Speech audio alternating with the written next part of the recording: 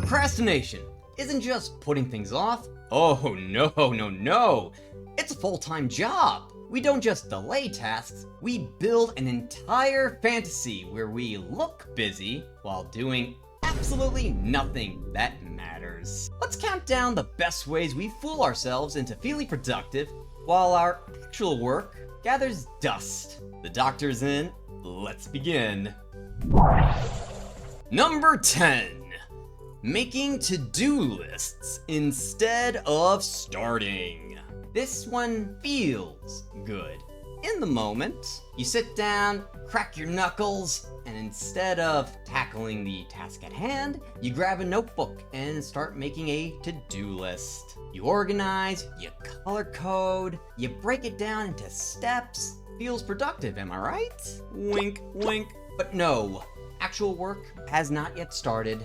It's procrastination in disguise. The list makes you feel like you're making progress, but all you really have done is prep for the thing you're still avoiding. Making the to-do list, it keeps you safely in the planning mode just a little bit longer. And while planning can help, I'm not denying that, it's not a substitute for starting the actual task at hand. Better off taking that first step.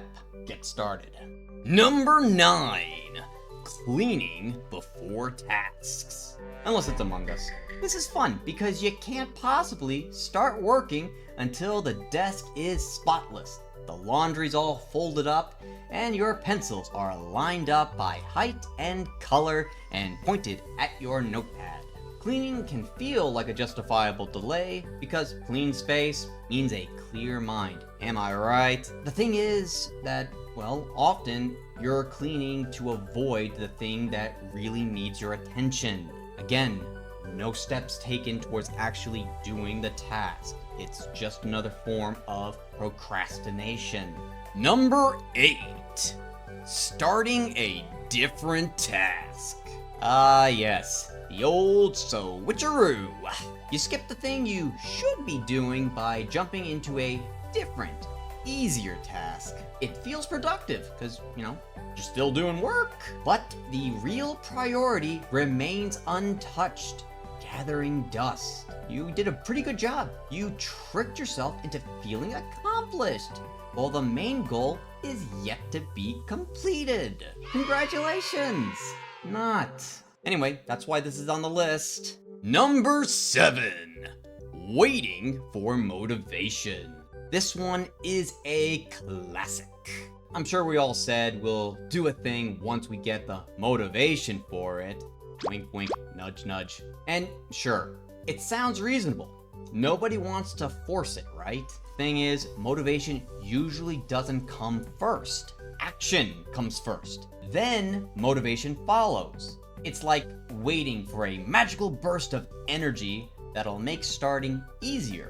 But that burst rarely shows up until you've already begun the work. So this trick keeps you stuck endlessly waiting for a feeling that doesn't arrive. It convinces you to delay while making you think you're being patient. But really, you're just paused at the starting line, not going anywhere, waiting for the good old friend of motivation. Meanwhile, motivation is waiting for you to take that first step. Number 6. Over-planning the plan. You start with a plan. Great. But then you plan the plan. And then you plan that plan. You're 3 layers deep and somehow you haven't taken a single real step yet towards the goal. Over-planning feels productive. A lot of these things on the list do feel productive, but really, you're just stuck in prep mode. Instead of getting started, you're building this super detailed roadmap that keeps growing and growing and growing. It's impressive, it really is. But it becomes a reason to keep delaying the actual work. Over-planning is just another stall tactic in disguise. Number 5. Endless researching. This one feels smart because you are gathering more information so you can do it right. So you can be perfect. But when does the researching end exactly? And when does the doing begin? The thing is that endless research keeps you stuck in that prep mode mentality. The more you read, the more it feels like you're working. But again, nothing is actually getting done. This is just procrastination wearing a scholarly disguise. Number 4. Convincing yourself it's too late today. This is one of procrastination's slickest moves. You look at the clock and tell yourself, I'll start fresh tomorrow. There's always tomorrow. Why do today when you can do tomorrow? To which I say, what is today when yesterday's tomorrow? Because this whole convincing yourself it's too late, it feels like you're being kind to yourself because there's no point in rushing now, right? But that clean slate tomorrow, it keeps moving farther away. It's a stall tactic where you are giving yourself permission to delay a whole day again and again and again. That is just not smart. Number 3. Taking a break before starting. This cracks the top 3 because it's pure trickery, deceitfulness, roguish, in fact. You've done nothing yet, but somehow you've convinced yourself you deserve a break. I gotta ask, why?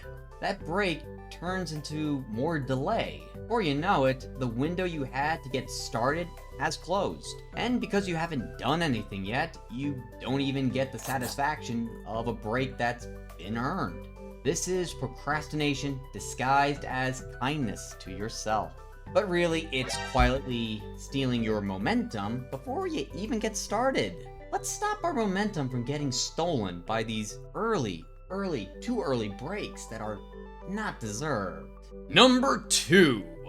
Watching productivity content instead. Oh no! In all honesty, this one hurts because it feels like you're doing something helpful. You sit down to do some work and somehow end up watching videos on how to be productive. Maybe it's tips, life hacks, or some fancy, gorgeous green influencer showing their morning routine at 5 a.m. with a green machine smoothie. Yeah.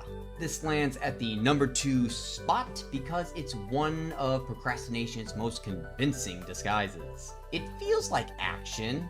It tricks you into thinking, I'm improving myself. But what's really happening? You're watching other people talk about doing things while your own tasks stay untouched. And it's a slippery slope. One video turns into 3. And next thing you know, an hour's gone and nothing on your to-do list is done. It steals time while making you feel like you're winning. You're either winning or you're losing. No, Charlie Sheen, when we fall into this trap, we do not win. Number 1. I work better under pressure. The ultimate procrastination battle cry. I work better under pressure. After all, pressure does make beautiful diamonds. And hey, sometimes it really feels that way. At last minute, adrenaline kicks in and somehow you pull it off. Congratulations, son, you won. But this is a lie we tell ourselves that keeps procrastination alive. What's really happening is you're relying on stress, panic, and that ticking clock to finally force you into action. Sure, you can get it done, but it often comes at the cost of burnout, sloppy work, and way more anxiety than is necessary. So that's why I rank this as number 1, because it's the most convincing trap. It makes us feel powerful, like we're choosing the chaos, when really it's the chaos choosing us. There it is. 10 ways our brain tricks us into stalling while we think we're being clever and productive. The first step to breaking the cycle is, of course, spotting the pattern. Which one is your go-to procrastination move? Drop the number in the chat below. There is no judgment. We've all been there. Oh, how we have all been there. If you found this helpful, like and subscribe. The doctor is out.